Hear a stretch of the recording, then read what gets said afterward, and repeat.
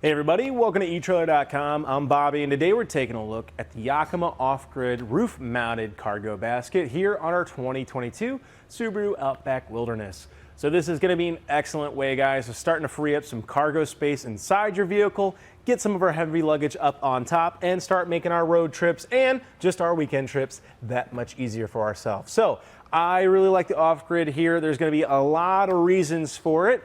The main one, I think it looks pretty cool here on the side, and I really like the tie-off points that we get throughout the side pieces here. Now on the kind of sides here, you kind of have more of a plate design, which is pretty cool. Kind of a little different than you might see on some of those other cargo baskets out there. Now the inside is going to have your standard kind of grid or rod look, but I really do like a lot of things we're seeing on here. That black powder coat finish, as you can see, is going to hold up pretty well. However, with any black powder coat paint, it's going to be up to us to maintain it. If we find ourselves throwing metal on metal contact up on here, you're going to see some dings, some scratches building up over time. However, it is very resistant to a lot of corrosion, which is great. I will say I've actually had this guy outside of the shop every now and then, and once it gets rained on, some of the inner components might start generating a little bit of an orange rust around it. However, it wipes right up and it cleans up quite nicely, which is great. And again, going to be up to us to maintain it just a little bit, especially if we want to look at it as clean as it comes out of the box.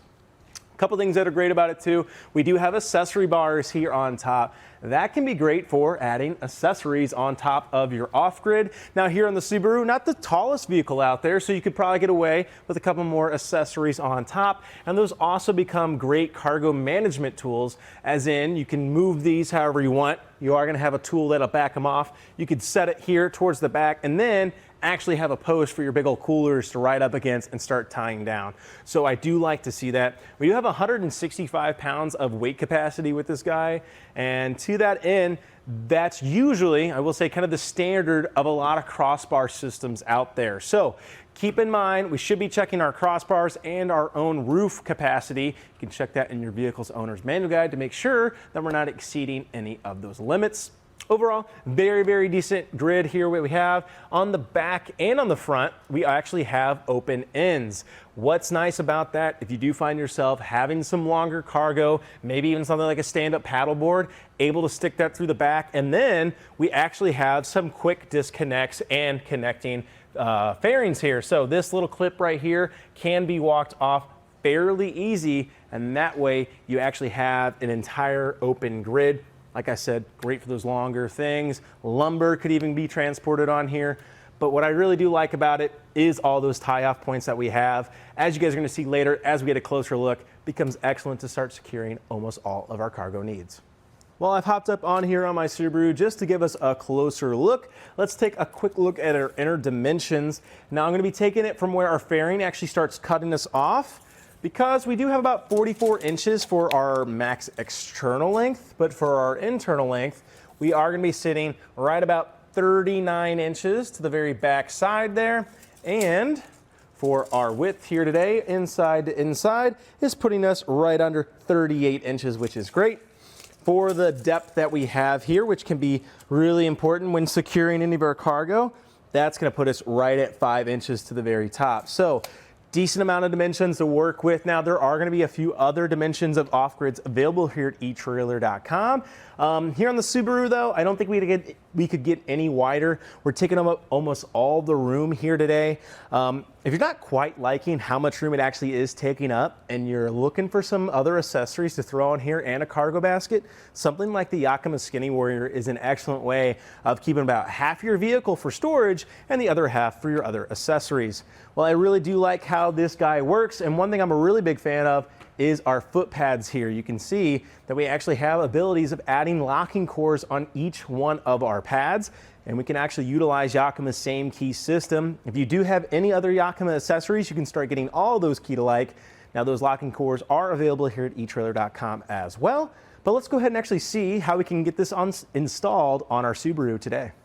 To get this installed, of course, what you're going to want to do is actually put it on your crossbars. It could be helpful to have another pair of hands or two, but Really going to be easy just to walk it across. I'd just be careful with any of your kind of loose metal tabs, because as you walk across, you don't want to be skating and damaging the roof of your vehicle. But once you get it on and get your foot pads set to where your crossbars are, we're going to be taking our little rubber coated metal strip underneath our bar, back onto itself and up into this little ledge right here. And that's going to allow us to bring this in and clamp it down. Now, lucky for me, it's pretty much already been done. If we need to, though, I can tighten this or back it off depending on how much slack I may or may not need.